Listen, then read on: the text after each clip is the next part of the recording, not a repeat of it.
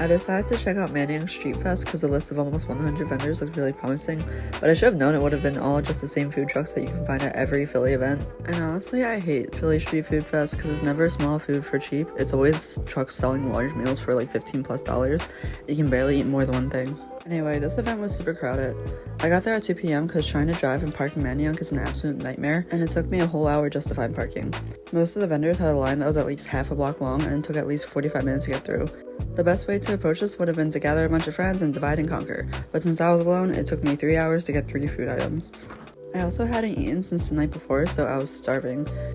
So I went to the first truck that was appealing to me. I had this Poutine truck called the Wow Wagon last year, and I remember it being good, so I went there again. And once again, the fries were delicious, super crispy, and with a soft innard. There was gooey cheese on top as well as curds. The only thing I didn't love about it was the pulled pork. It was kind of mushy and too sweet / fake tasting. It kind of tasted like it could have came out of a can. Next, I waited in line for bacon on a stick. These were super thick cut and had a couple of flavors, and I can't resist the sweet, thick cut bacon. I got the bourbon cinnamon one and the hot honey one.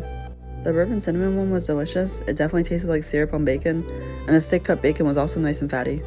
But the actual meaty parts were a bit on the tougher side. Definitely got stuck in the teeth. And the hot honey one felt like I got scammed because it didn't taste flavored at all. Without the flavoring, the bacon drops to a 6.5 out of 10 because honestly it was kind of tough to eat. Even though the bourbon cinnamon one was good, I don't know if I'd wait in another 45+ minute line for it again, and I definitely didn't like paying the $12 per stick. Even though it came with maybe like 2 pieces of bacon per stick, that's like highway robbery. Next time I'll just go to Ring Terminal and get their seasoned bacons at the deli. Next, I got into an equally long line for a lobster roll. And not gonna lie, I generally consider lobster rolls from stands a scam, but these ones actually looked pretty good. And it was decent. $25 is the going rate for most lobster rolls, and this one was actually pretty filled with meat. The only problem I had was it was cold lobster mixed in warm butter, and I personally like my lobster warm. But honestly, I could make it myself for way cheaper. I don't know if it was worth it, but it didn't feel like a scam.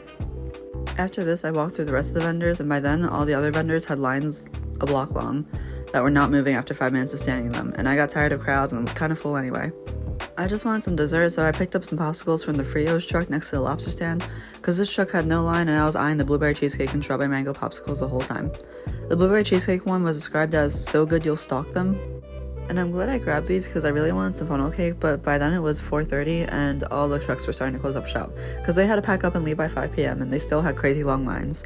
So I'm sad I couldn't get funnel cake, but at least I got something sweet. I took the popsicles home with me and I tried the blueberry cheesecake one.